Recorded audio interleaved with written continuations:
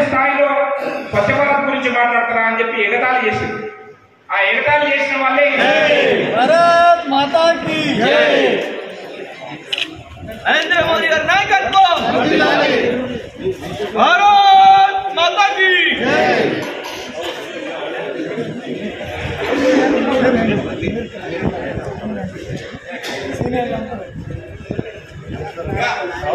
అన్న భద్రంగా చేయి.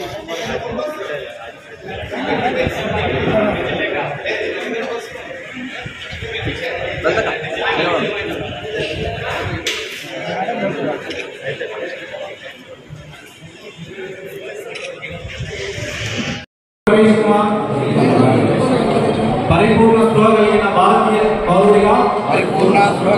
భారతీయ పౌరుడిగా వికసిత్ భారత్ 2047 తీర్మానాన్ని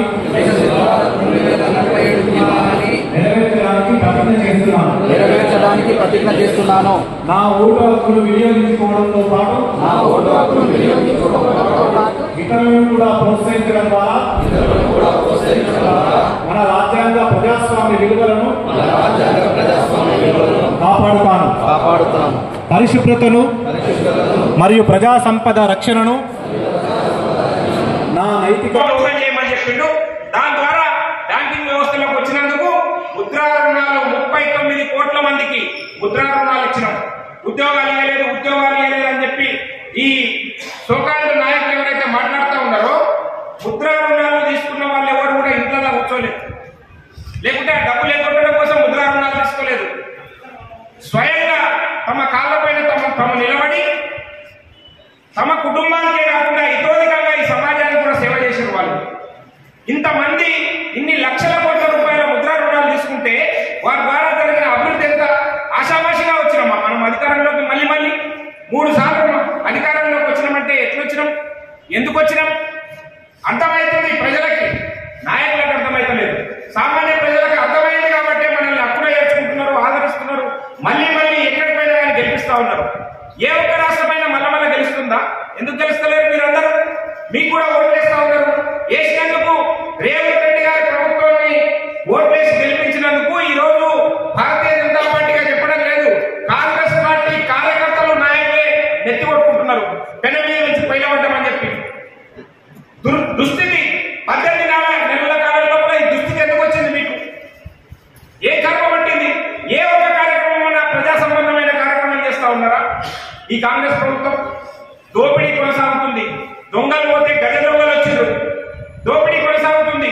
కుటుంబ దోపిడీ ఒక్క కుటుంబమే. అప్పుడు 2014 నుంచి 2023 వరకు ఒకే ఒక కుటుంబం దోపిడీ చేస్తా ఉంది. కానీ ఇప్పుడు ఎన్ని కుటుంబాలైనా తెలుస్తలేదు. ఒక్కొక్క మంత్రి ఒక్కొక్క కుటుంబం, ప్రతి కుటుంబం కమిషన్ల ప్రభుత్వం అయిపోయింది. మాకు ఇంత కమిషన్ ఇస్తేనే మీకు ఈ పనులు ఇస్తాం, లేకుంటే కాంట్రాక్టర్లకు బిల్లులు ఇస్తామని చెప్పి. మిత్రులారా అర్థం చేసుకోవాలి, భారతీయ జనతా పార్టీ చేసిన కార్యక్రమాలే కాకుండా వీరు చేయని కార్యక్రమాల గురించి కూడా మనం ఘంటాపదంగా చెప్పాల్సిన అవసరం ఉంది. మీరు చేస్తున్న ఈ తప్పుడు విధానాలు, తప్పుడు పనులు కూడా మనం ప్రజలకు వివరించాల్సిన అవసరం ఉన్నది. ఏం చేశారు మీరు? ఎందుకు చేయలేకపోతున్నారు? మీరు చెప్పిన అంశాలను మేము అడుగుతా ఉంటే మా మీద దాడులు, మా మీద కేసులు, చాతగాని అని చెప్పి మాట్లాడుతూ ఉన్నారు. స్టాండ్ మారిందని చెప్తా ఉన్నారు. కాళేశ్వరం గురించి భారతీయ జనతా పార్టీ స్టాండ్ మారిందంట, టీఆర్ఎస్ కాంగ్రెస్ ఒకటైందంట. మిత్రులారా మీరందరూ మళ్ళా కూడా చెప్పాల్సిన అవసరం ఉంది. ఎవరన్నా అంటే మూతోటి జవాబు అని అంటారు కదా, ముఖం వదిలిపోయేటట్టు జవాబు ఏంటని తెలుసా? రేవంత్ రెడ్డి గారు ఈ రాష్ట్రానికి పిసిసి ప్రెసిడెంట్ గా ఉన్నాడు. ఒక్కసారి కాదు 10 సార్లు సిబిఐకి కాళేశ్వరం పైన ఎంక్వైరీ చేయమని చెప్పి లెటర్ రాశారు. 10 సార్లు అవినీతి జరిగింది కాళేశ్వరంలో, వారిపైన చర్యలు తీసుకోండి అని చెప్పి సిబిఐకి లెటర్ రాశారు. కానీ సిబిఐ తనకు తానుగా ఈ రాష్ట్ర ప్రభుత్వం అనుమతి లేకుండా ఈ రాష్ట్రానికి వచ్చే పరిస్థితి లేదు. మనం ఏమడుగుతున్నామంటే, మీరు పిసిసి ప్రెసిడెంట్ గా ఉన్నప్పుడు చేసిన డిమాండ్ ముఖ్యమంత్రి అయిన తర్వాత మీరు అప్పుడు ఇచ్చిన కాగితాల పైననే సీఎంఓ నుంచి ఒక ఎండార్స్ చేసి ఒక సంతకం పెట్టి మా సిబిఐకి పంపించండి, సిబిఐ ఎంక్వైరీ కావాలని చెప్పి 24 గంటల్లో దొంగలందరినీ రోడ్డు మీద నిలబెడతామని చెప్తా ఉన్నారు. మరి ఏం చేస్తున్నారు? స్టాండ్ ఎవరికి మారినట్టు? పిసిసి ప్రెసిడెంట్ గా ఉన్నప్పుడు సిబిఐ ఎంక్వైరీ అడుగుతాడు, చీఫ్ మినిస్టర్ అయినాక ఏసీబీ విచారణ చేస్తున్నాడు. ఏసీబీ విచారణ ఎన్ని మాటలు ముందుకు కొనసాగుతా ఉంది, పొడిగిస్తా ఉన్నాడు.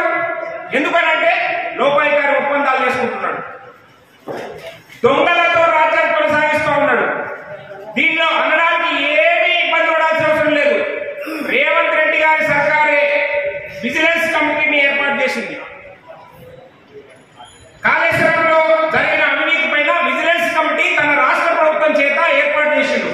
ఆ విజిలెన్స్ కమిటీ రిపోర్టు మార్చి నెలలో వచ్చింది.